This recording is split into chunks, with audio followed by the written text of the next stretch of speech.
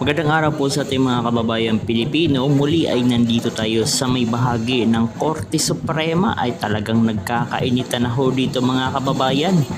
Ay grabe, napakatindi ho ito. Oh grabe oh. Yan ang ating mga kababayan Pilipino na nakikipaglaban sa karapatan. Karapatan ni Pangulong Duterte mga kababayan. Dapat desisyonan na ng Korte Suprema, lalong-lalo na talagang matindi ho ang mga nangyayari sa ating bansang Pilipinas. Ayan, kasabay pa ho itong ating mga ordinaryo mga Pilipino. Uy, mukhang nagkakagulo doon mga kababayan. Ano kayang meron doon mga kababayan? Kaya meron dyan. Medyo nagkakainitan talaga. Bukod sa mainit na panahon mga kababayan ay mukhang nagkakainitan yata mga kababayan itong isa nating supporters at itong media. Ano kaya anong meron kaya itong media na ito? Ayan mga kababayan, itong media ng GMA News. Yan ho yung cameraman ni Maris Umali mga kababayan. Medyo nagkakainitan. Ano kayang nangyari? At medyo na-late ata tayo sa update. Ngayon pinapatigil na ni Kuya Park itong ating isa sa baka merong nangyari, naganap at wala ho tayong kamalay-malay mga kababayan. So ano lang tayo, tahimik lang tayo, baga kalma lang tayo, hindi madadaan sa init ng ulo, lalo-lalo na mga kababayan. Bakbakan nyo yung media. Ayan, nandiyan pa naman si Maris Umali. I-report tayo yan mga kababayan. Siyempre, yung kanilang report ay may ano na, walang bawas, puro dagdag mga kababayan. Alam nyo naman mga kababayan, no? Ayan. Ang ano lang dito kay Miss Maris Umali, yung maganda lang, humingi na ng paumanhin mga kababayan, no? Grabe. So, mainit-init ho yung pagtitipon dito sa may bahagi ng Supreme Court bilang panawagan na humihingi ng sagot itong ating mga kababayang Pilipino dahil nga hindi pa rin sinusolusyonan ng Korte Suprema yung maano sa atin yung patungkol sa mga petisyon. Isa na ho ang petisyon patungkol kay Pangulong Duterte na hindi pa rin inaaksyonan ng Korte Suprema. Mga kababayan, mahigit isang taon na ang petisyon ng mga anak ni Pangulong Duterte, hindi pa rin inaaksyonan ng ating mga Associate Justice, Chief Justice, Ayan, kaya talagang mainit ho ang sitwasyon dito sa bahagi ng Korte Suprema. Ayan, nagkatapat ho ang supporters ni Pangulong Duterte at itong media mga kababayan.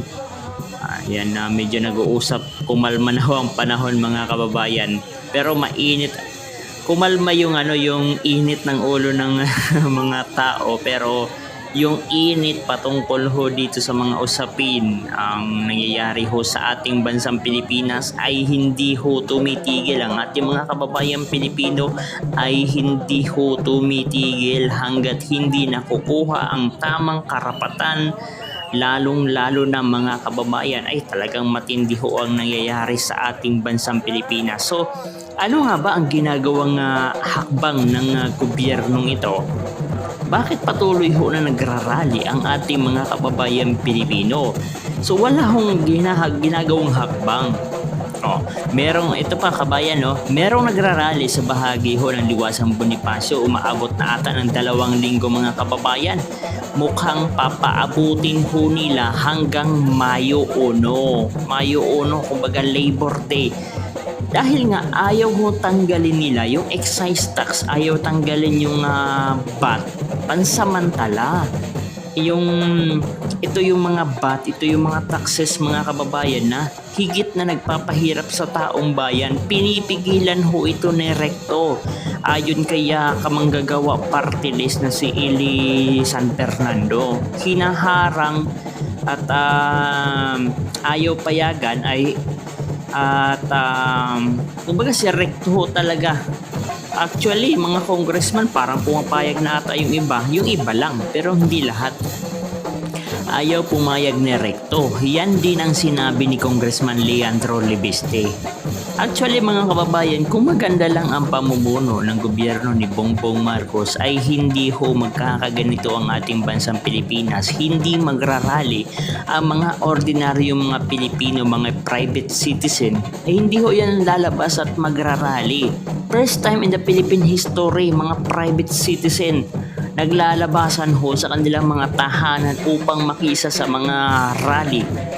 Pero mas marami pa rin talaga mga kababayan na pinipili nila na mamuhay ng normal at na kahit hirap na hirap, pinipili nila na magtrabaho na kahit kakaparampot yung kanilang kinikita kaysa sumali sa mga rally na magugutom ho ang kanilang mga pamilya. Kaya yun ang rason kung kaya't medyo kakaunti ho yung mga sumasama sa rally. Pero pag talagang sagad na ang ating mga kababayang Pilipino at wala na ho silang maihain sa kanilang pamilya dahil sa matinding nangyayari sa ating bansang Pilipinas, mga kababayan, ito ang masasabi ho natin, mas matindi, mas marami ang sasama sa mga kilos protesta ng sambayanang Pilipino.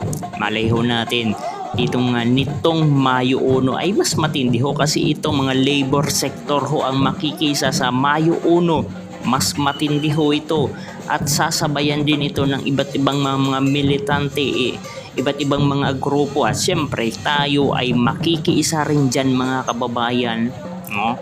Panawagan, grabe kasi ang mga nangyayari ho sa ating bansang Pilipinas mga kababayan. So ikaw bilang isang Pilipino, ano ang masasabi mo sa ginagawang aksyon ng gobyerno ni Bongbong Marcos? O may ginagawa nga ba talagang aksyon ng administrasyon ni Bongbong Marcos? Sa tingin nyo, may ginagawa nga ba? Dahil sa tingin ko, sa palagay ko, wala. Dahil walang nangyayaring magandang resulta dito sa ating bansang Pilipinas. Ay nako, ito si Maris Umalio. Yan yung asawa ni Rapi Tima mga kababayan. May katangkaran din at maganda.